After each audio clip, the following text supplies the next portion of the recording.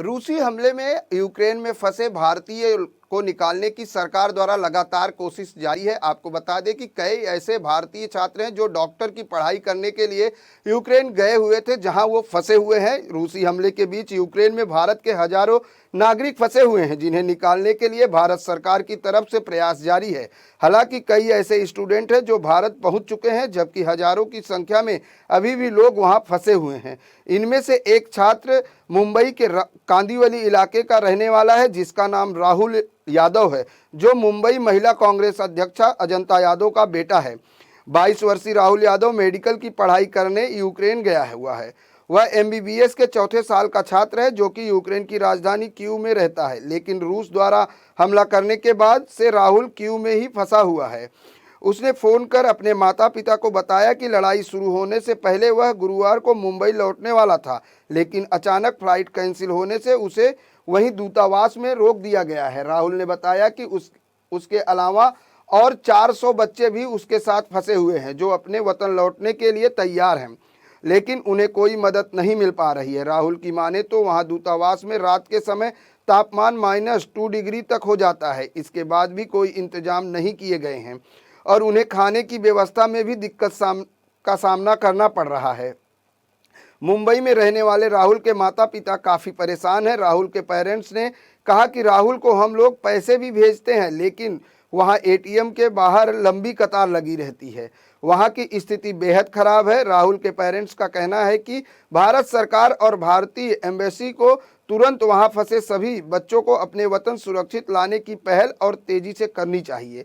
फिलहाल राहुल के पेरेंट्स हर 2 घंटे में राहुल से बात करते रहते हैं और वहां की स्थिति का जायजा लेते रहते हैं।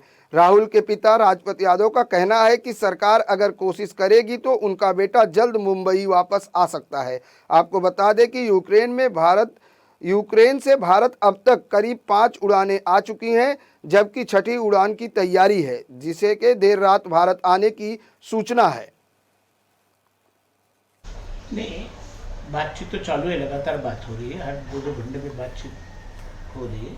अभी इस समय दूतावास में है।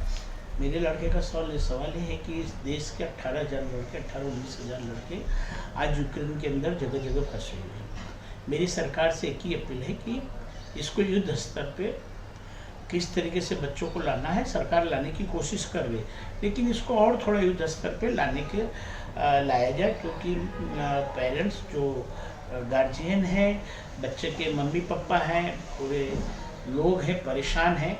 इस चीज़ से लोगों को जल्द से जल्द दिलासा मिले, क्योंकि जो टीवी न्यूज़ वगैरह पे देख रहे हैं पेरेंट्स, उससे लोग हैरान हो रहे हैं। मेरे बच्चे की बात तो है, मैं माँ हूँ तो बच्चा तकलीफ़ में है, और मेरे जैसे कई माँओं की तकलीफ़ें मैं जान सकती हूँ, क्योंकि मैं एक माँ हूँ।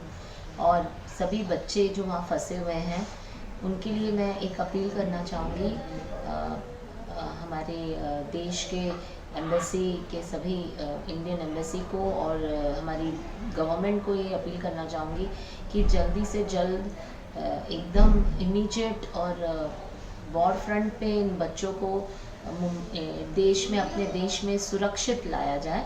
क्योंकि कई बच्चे मैं देख रही हूँ, मेरे बच्चे तो एम्बेसी में हैं, वो सुरक्षित हैं कीव में, लेकिन कई बच्चे ये कह रहे हैं कि उनके यहाँ पे खाना, पानी, पैसा जो ATM में डालते हैं, अगर ATM के पास जा रहे हैं तो लंबी लाइनें लगी हैं।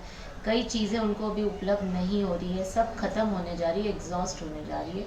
तो इसी तरीके से गवर्नमेंट से एक ही अपील है कि सरकार इस पे जल्दी से जल्दी निर्णय ले। और मेरा ये भी अपील है सरकार से कि आप जो हमारे रशिया का प्रधानमंत्री है पुतिन, उनसे गुजारिश करें कि किसी भी तरह वॉर को रुकाया जाए, क्योंकि बहुत तकलीफ़ हो रही है, सभी को तकलीफ़ हो रही है, वहाँ के देश की जनता को भी हो रही है, हमारी देश के बच्चों को हो रही है।